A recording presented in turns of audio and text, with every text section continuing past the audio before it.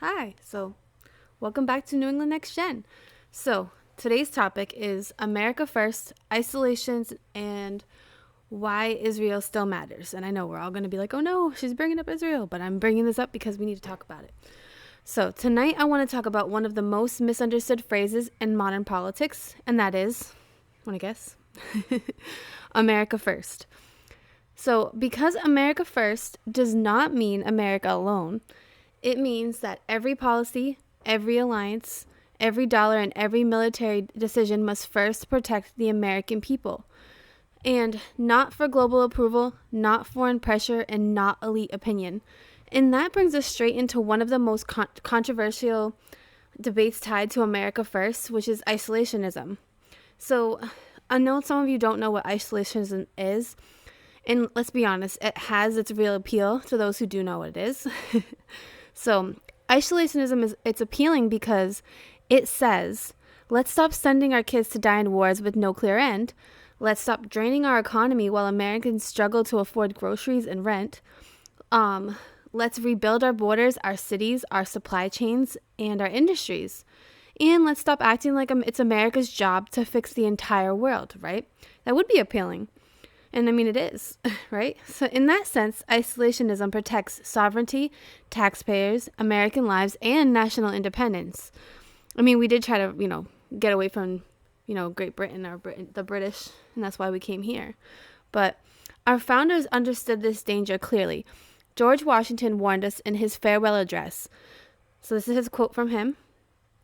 The great rule of conduct for us in regard to foreign nations is, in extending our commercial relations, to have with them as little political connection as possible.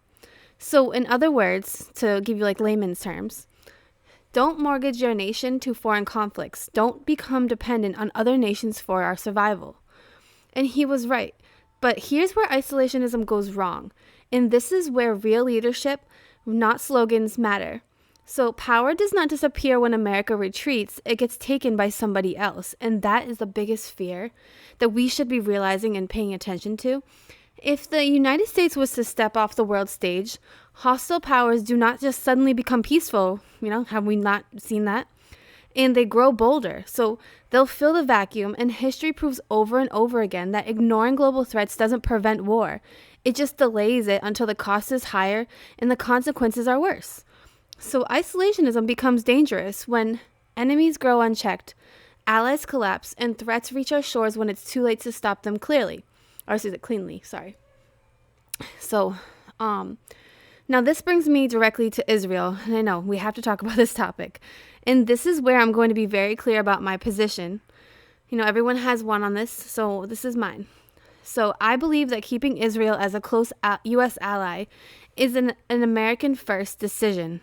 All right. It's not because of emotion. It's not because of religion. And it's mostly because of strategy, intelligence, and national security. From, an America first standpoint, keeping Israel close strengthens the American security, and abandoning Israel will strengthen our enemies. That is the main point. OK, it's not speculation. This is how global power has always worked. So why does America need Israel, right? The strategic reality of everything. Now, I want to clearly explain why this alliance really matters in real, measurable ways.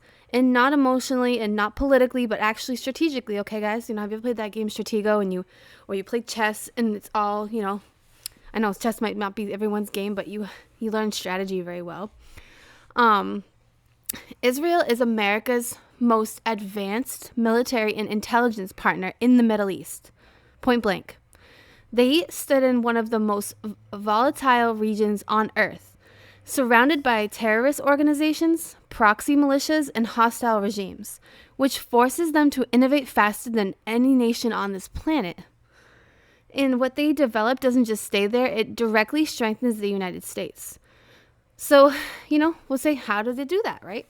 Let's talk missile defense. The Iron Dome system intercepts incoming rockets in midair and helps save thousands of civilian lives.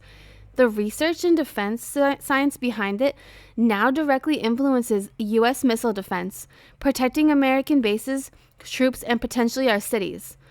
And then next is battlefield medicine and trauma care. Israel has pioneered a rapid trauma response systems all across and battlefield blood transfusion methods and emergency airway and hemorrhage control. These techniques are now used by the U.S. combat medics, police, and emergency responders right now in America, saving lives in car accidents, mass casualty events, and disasters right here in our homes, okay? And let's talk about cybersecurity, right? So Israel is one of the top cyber defense innovators on earth. Their technology, number one, protects military networks. Number two, shields hospitals and power grids. And number three, guards banks and financial systems. American infrastructure actively, right now, currently relies on security built within Israeli cyber expertise. So next would be counterterror intelligence. Their intelligent networks tracks terror financing, extremist training camps, weapons trafficking, and cyber terror organizations, or say operations. Well, they're organization operations, but that'd be like a long word. But cyber terror operations in general as a whole. So this intelligence sharing has directly prevented attacks on American targets, some before threats even reached U.S. soil. So let's talk about innovation and the economy. Israel is a global leader in artificial intelligence, AI, medical robotics, water purification and desalinization. Sorry, such a long word at this late at night. Agricultural tech, and then anti-drone defense systems. American companies partner with Israeli developers to, number one, protect U.S. military bases. 2, secure airports. 3, improve drought-resistant farming. And 4, advance cancer detection technology. That means that this alliance is not just security, it's an economic acceleration. And here's the strategic truth a lot of people ignore.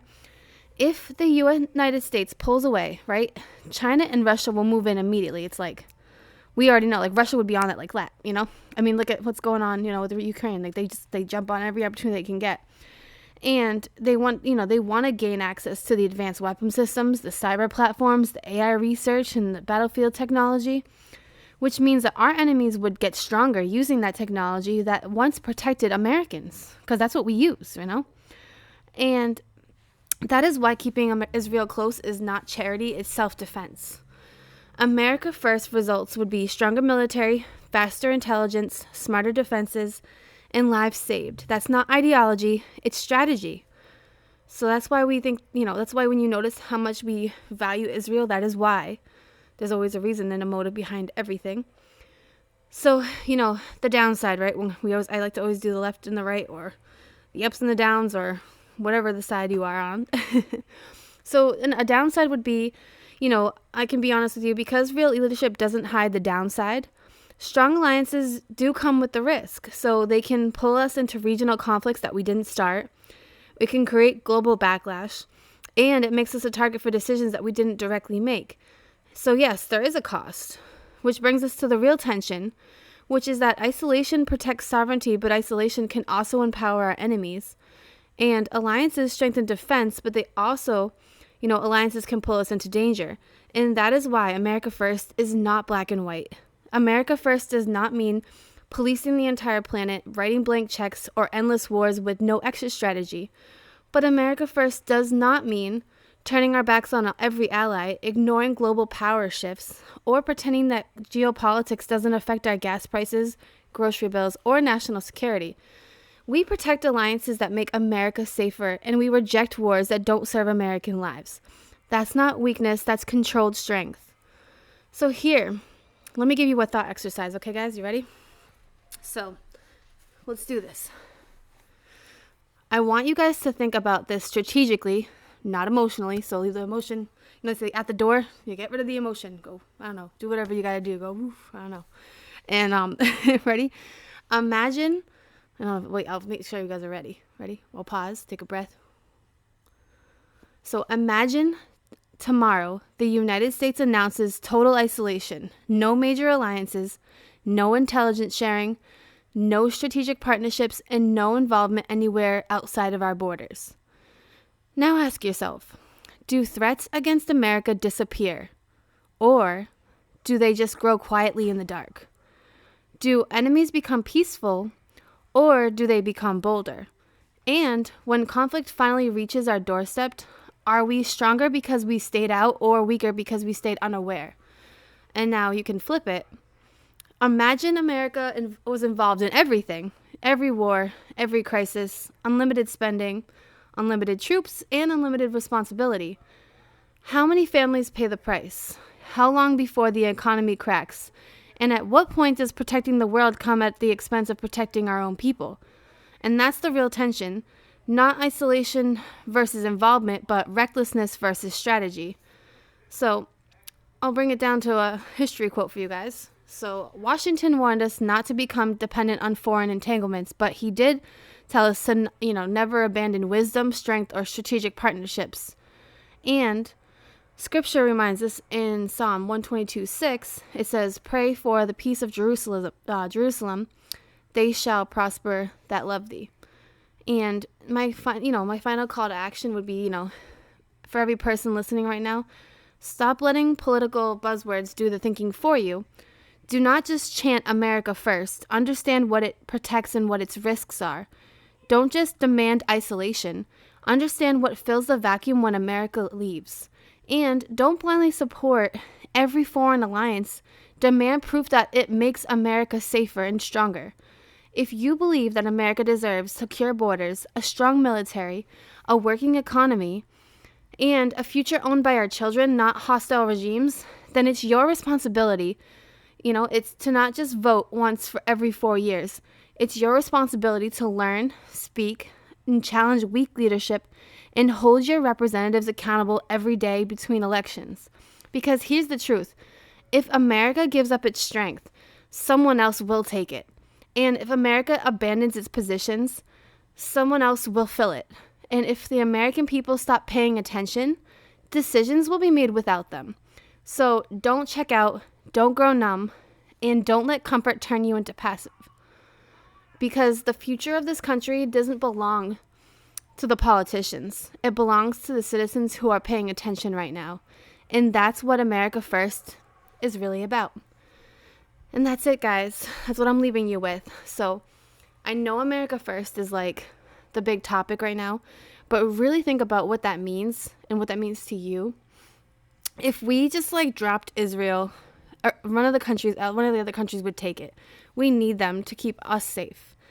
And that is just a fact, and we can't change it. That's how it's always been. And if we want it to be better, then we need to build up ourselves stronger first. And I still think that having them around, they have some of the smartest people. So we need to pay attention. We can't just catchphrase and then think that's what the answer is. So if you really like this video, you can like and subscribe. If you disagree, you can leave a comment. You can agree to disagree. And then we're going to be talking about this on our debate on Monday at 8. If you want to be on that, feel free to reach out to me at New England Next Gen 2025 at Yahoo. And you can go to my website and leave a contact in there, which is newenglandnextgen.com. Or you can just reach out to me on YouTube. And I'm on pretty much every social media platform, so just feel free to reach out to me. I'm very easy to find. It's always New England Next Gen. So thanks, guys. Thanks for watching, and make sure to subscribe.